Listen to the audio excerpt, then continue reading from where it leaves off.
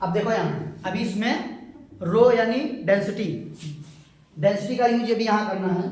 सबसे पहले यहाँ देखो, ये सभी को पता होगा, मास बराबर होता है डेंसिटी इंटू वॉल्यूम होता है।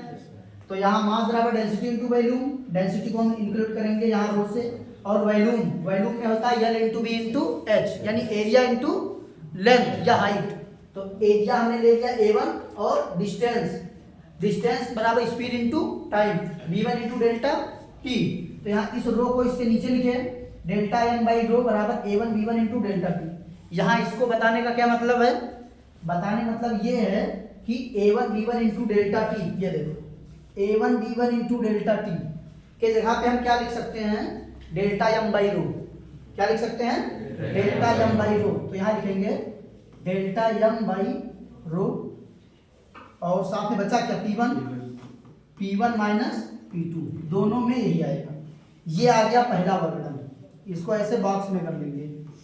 ये पहला वर्गडन आ गया delta M by rho P1 minus P2। अब इसके बाद दूसरा फोर्स निकालेंगे, work done by conservative force या work done due to gravity की वजह से, जिसमें आएगा रो जी और एच।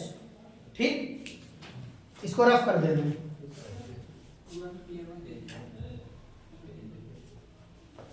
चलो ठीक है,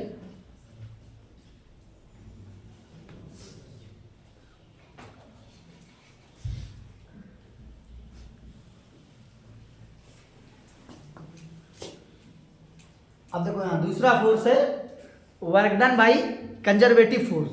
तो work done by conservative force, या एक मिनट,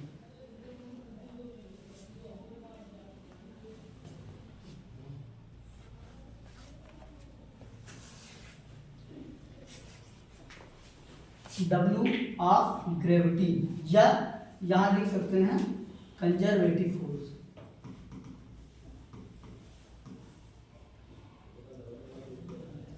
बराबर minus change in potential energy के बराबर होता है। ये भी इससे पहले बताया गया है। Work done by conservative force change in potential energy के बराबर। तो यहाँ पे क्या लिखेंगे, W of due to gravity equal to, minus लगाएंगे U final minus U initial. ठीक, U final minus U initial. तो W of due to gravity equal to क्या हो जाएगा, डेल्टा एम मास इंटू रो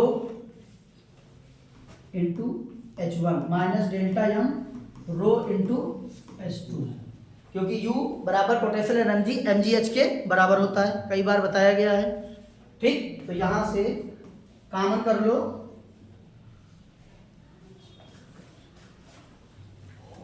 G भी इंक्लूड है।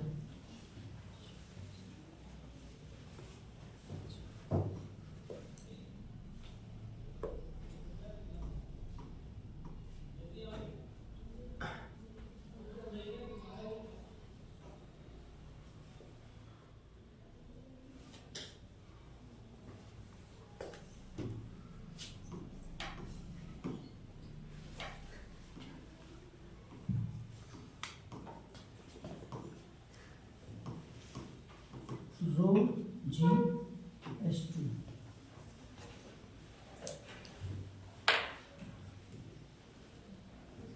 Common कर लो, delta M into rho g H1 minus